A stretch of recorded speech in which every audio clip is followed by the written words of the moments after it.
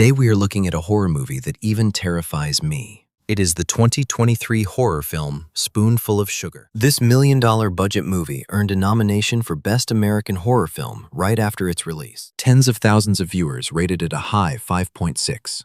Director Mercedes shows impressive creative potential. Her work does not rely on gore and violence, but instead creates fear by building a depressing and twisted atmosphere. The main character of the story is a girl named Millicent. One day, she finds a job as a babysitter. After Millicent arrives at the house, the mother Rebecca explains the job to her. The main task is taking good care of her only son, Johnny. Unlike normal children, Johnny suffers from an extremely rare congenital allergy. Even common stuffed animals could easily end his life. So Rebecca has to put a thick spacesuit on her son every day to protect him. Not long after Millicent meets Rebecca's husband Jacob in the kitchen. Completely opposite to the strict Rebecca, Jacob not only dresses casually, but also speaks with a lot of humor. Just like that, Millicent forms her first impression of this family. But Rebecca and her husband have no idea that this seemingly innocent girl hides an incredibly dark past in her heart. Millicent is an orphan who lost both parents at a young age. Being completely alone, she has to constantly bounce around between different foster homes.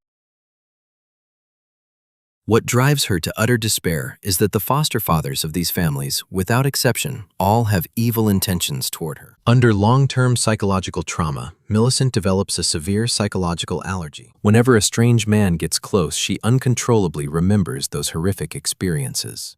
Or prevent herself from having a complete mental breakdown, Millicent can only turn to a psychiatrist, Dr. Welsh, for help. Under Dr. Welsh's advice, she begins taking a prescription drug called LSD long-term. But this drug has huge side effects, and after abusing it, Millicent begins to frequently experience hallucinations. So we can begin lowering your dose. What? A larger dose would lead to hallucinations. But by this time, Millicent has already developed a severe dependence on LSD and does not take Dr. Welsh's warning to heart at all. One day, Millicent is accompanying Johnny as he plays in the yard. Johnny suddenly walks mysteriously under a big tree and squats before a dirt pit, constantly digging for something. Curious, Millicent leans over to take a look and is instantly shocked. Johnny actually digs up a dead rabbit from the pit, which is clearly buried here after he eliminated it. What shocks Millicent even more is that Johnny in front of her is not fragile at all, like Rebecca says. He directly touches the animal's fur with his hands and surprisingly has no allergic reaction at all. Facing Johnny's bizarre behavior, Millicent is not afraid at all, but instead makes an even more outrageous move under his surprised gaze. Millicent's fierce look completely stuns Johnny. Before he can react, Millicent skillfully skins the rabbit leg and gives it to Johnny as a gift. Just because of this bizarre shared hobby, the relationship between the two suddenly becomes very close. Although Millicent is curious why so many previous babysitters did not last long,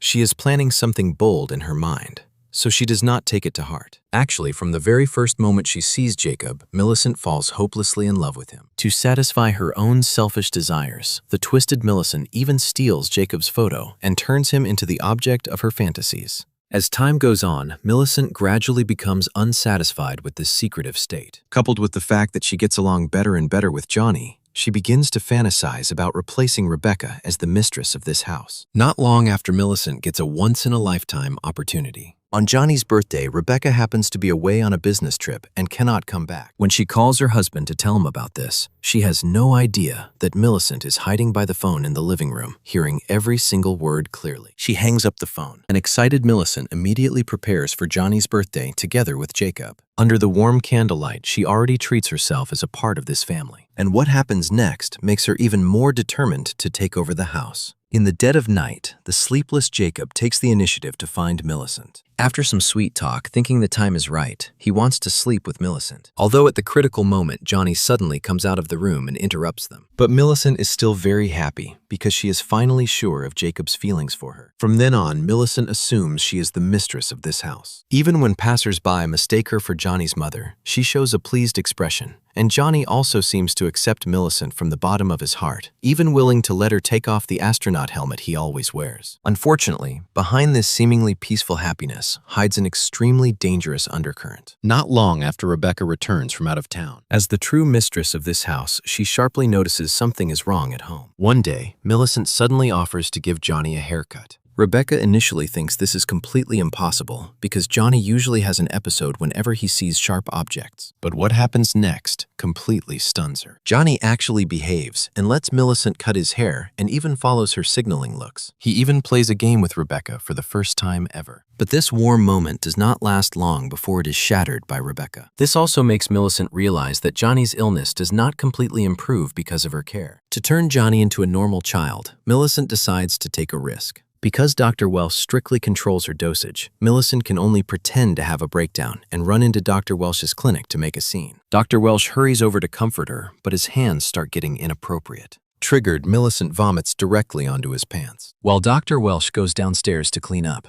Millicent searches the room high and low, finally stealing 2 bottles of LSD from a drawer and hiding them on her person. Afterward, Millicent hurries back to Rebecca's house and pours all the stolen liquid into the medicine Johnny usually takes.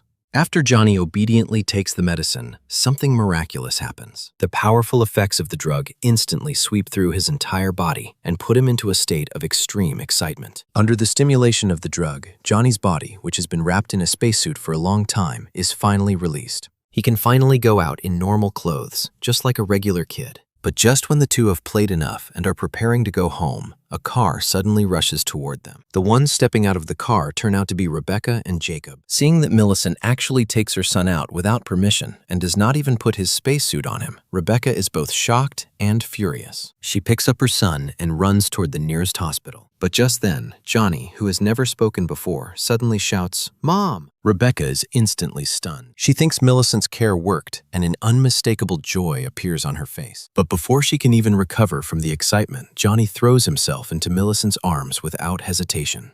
The smile on Rebecca's face instantly freezes, replaced by shock and fury. It turns out Johnny already considers Millicent his real mother. He, emotionally broken Rebecca, can only forcibly snatch the child from Millicent's hands and leave without looking back. After returning home, Rebecca wants to use corporal punishment to force Johnny to call her mom. But ever since Johnny is separated from Millicent, he changes back to his previous silent self. Not only does he ignore Rebecca's stares, but he also flashes a creepy smile where she cannot see. Meanwhile, Millicent completely loses herself because of what happens today. To become Johnny's real mother, the obsessed Millicent decides to get rid of her current foster family first. She pretends to obey her current foster father, and while he completely lowers his guard, she uses a belt to permanently subdue him. Afterward, Millicent skillfully disposes of her foster father's body and drags him to a pit in the backyard to bury him. Right after that, Millicent takes out her notebook that she treasures for many years. It lists all the foster fathers who did terrible things to her. What is chilling is that every single one of them died by Millicent's hand. Now, with the death of her last foster father, Millicent can finally focus on carrying out her crazy plan. The next day, she finds Johnny right away. After some gentle persuasion, Millicent pulls out a pocket knife and forces it into Johnny's hand, telling him to find a chance to kill Rebecca. Afterward, Millicent uses her looks to seduce Jacob. Johnny sees their entire affair from upstairs.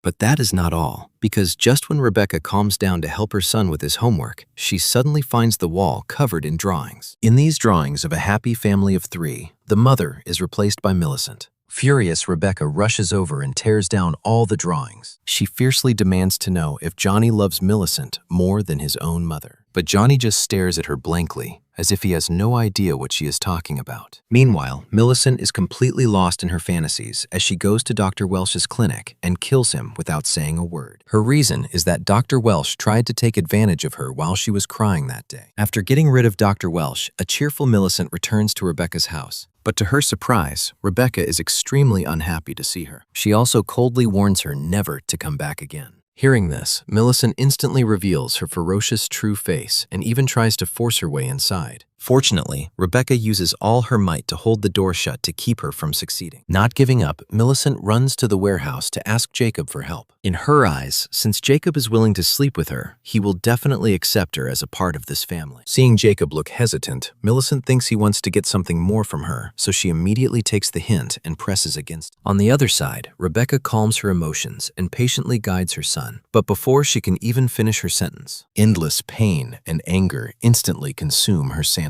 Rebecca subconsciously chokes Johnny tightly by the neck. Although she quickly snaps out of it and lets go, Her anger toward Millicent reaches an uncontrollable level. To prevent Johnny from effecting her next move, Rebecca locks him in the closet without explanation. Then she grabs a fruit knife and rushes aggressively toward the warehouse. Rebecca does not hesitate at all and stabs the knife straight into Millicent's back. The intense pain makes Millicent scream. She pushes Rebecca away and runs desperately into the yard. But having lost too much blood, she does not run far before Rebecca catches up to her. Right at this critical moment, Johnny, who is locked in the closet, surprisingly runs out into the yard. Millicent quickly shouts to him for help. The moment Johnny sees her, he also flashes a happy smile. But who can guess that Millicent ends up brutally killed in Johnny's deadly frenzy? Until her final breath, she does not understand why Johnny, who always treats her like his own mother, would suddenly turn on her and kill her. Meanwhile, Rebecca and Jacob seem completely used to this scene. The two just calmly dig a pit behind the yard and skillfully bury Millicent's body inside. The camera cuts to show that right next to Millicent's body, there are actually even more corpses with their eyes wide open. Obviously, they are all babysitters who were incapacitated after being hired by Rebecca.